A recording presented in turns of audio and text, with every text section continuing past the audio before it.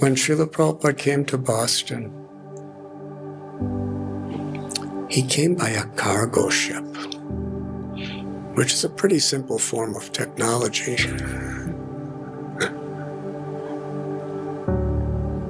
I'm not exactly sure how they worked in 1965, but probably they would just have a big section that they just filled with coal.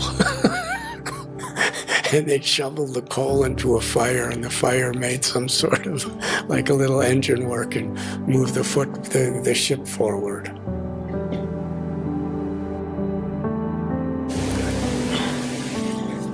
And I've been to that King George dockyards in Calcutta, where the ship departed from India.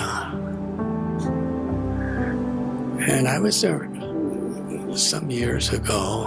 It was really simple. There wasn't much technology. They would just pick up crates with their arms, or sometimes with some ropes and pulleys, and somehow or other get those crates on the ship.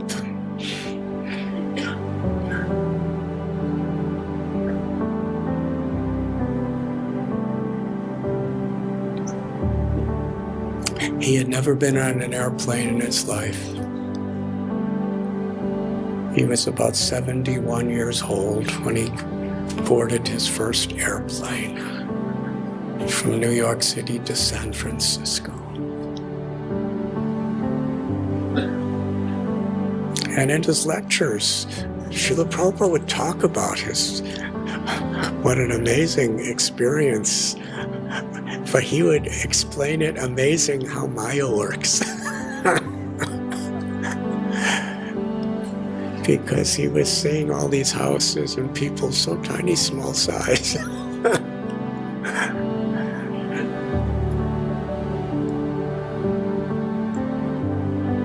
And he explained how sannyasis, swamis, sadhus, they usually do not utilize these types of technologies, but for a higher purpose. He took airplanes and circled the globe 12 times in the next 11 years.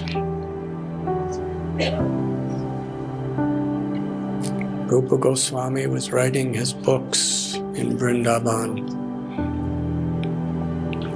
by carving letters on palm leaves.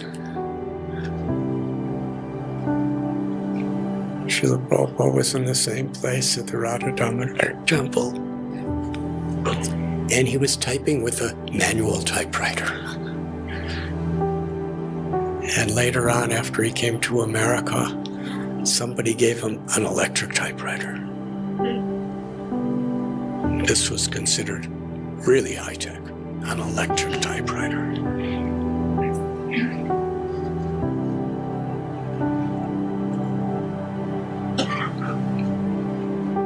Then, a little while later, someone brought him a reel-to-reel tape recorder where he could just dictate things.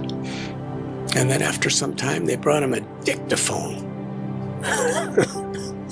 where he would just press a button and he could just speak translations and everything.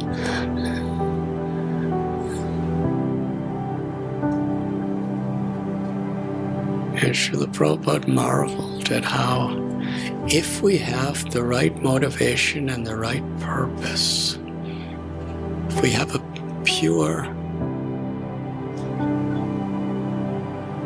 spirit of service, then that purity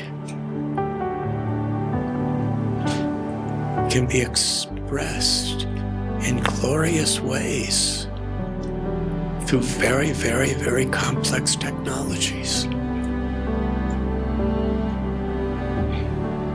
But when we become very complicated, then we use technology to further complicate our own lives, the people that experience us and the world.